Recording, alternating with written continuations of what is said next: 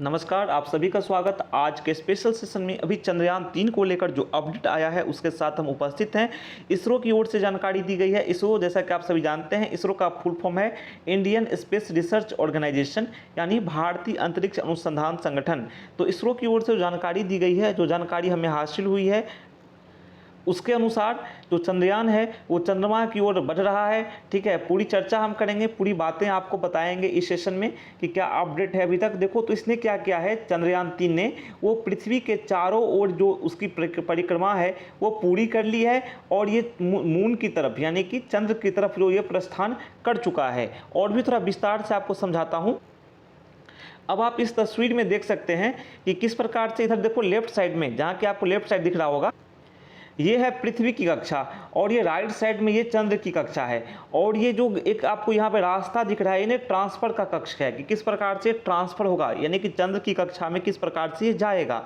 तो आप यहाँ पर देख सकते हैं कि पृथ्वी के चक्कर लगाता हुआ ये परिक्रमा करता हुआ एक से दूर ये जाता हुआ, फिर ये आगे यहाँ पर फिलहाल इसमें आ गया है। ठीक है, ये चेंज कर रहा है, ये अपना पाथ जो है पृथ्वी के चारों तरफ घूर्णन से, ठीक है, ये आगे परिवर्तन करके पृथ्वी की कक्षा से निकल करके अब ये चंद्र की कक्षा की ओर प्रस्थान कर गया है।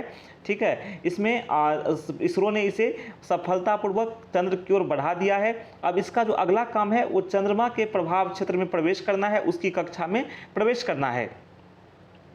चंद्रयान 3 जो है पृथ्वी की कक्षा से बाहर निकल गया, ये बताया मैंने आपको। ये ट्रांसलूनर कक्ष में चला गया है। ट्रांसलूनर कक्षा जो है वो बीच का है और ये चंद्रमा की कक्ष की ओर बढ़ेगा अब, है ना, बढ़ रहा है मतलब। और इसे चंद्रमा की कक्षा तक पहुंचने में करीब 5 दिन लगेंगे, 5 डेज कम से कम। और जो इसरो की ओर से जो अपडेट दिया गया है कि इसरो टेलीमेट्री, ट्रैकिंग और कमांड नेटवर्क में चंद्रयान 3 को चंद्रमा के करीब ले जाने, नज़दीक ले जाने की प्रक्रिया को कंप्लीट करेगा।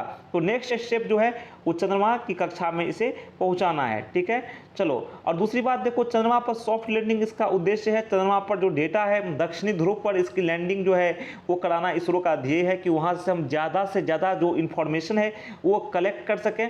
और 14 जुलाई को इसकी लॉन्चिंग की गई थी, आप सभी को डेट पता ही होगा। और दूसरी बात कि जो है इसे बिल्कुल सटीक तरीके से इसे कंप्लीट किया गया था लॉन्च को। वैसे अगर चंद्रयान 2 मिशन की बात करें तो उसका जो लैंडर था, है ना, वो क्रैश कर गया था, हार्ड लैंडिंग हो गई थी। तो उसी अधूरे काम को पूरा करने के लिए चंद्रयान 3 जा रहा है। जो काम चंद्रयान 2 नहीं कर पाया वो काम हमारा चंद्रयान 3 करेगा।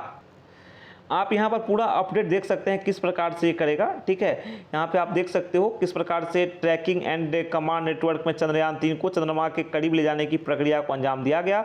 इसरो ने चंद्रयान को ट्रांसलूनर कक्षा में प्रवेश करवाया, है ना।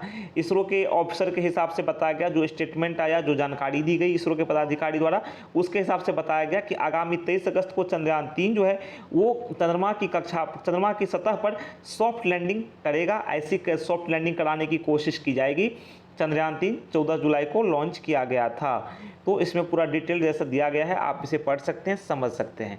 तो आशा है कि जो लेटेस्ट अपडेट है चंद्रयान 3 को लेकर के वो आपको समझ में आया होगा। फिर पुनः कोई अपडेट आता है तो उसके साथ हम पुनः उपस्थित होंगे। तब तक के लिए नमस्कार, थैंक यू।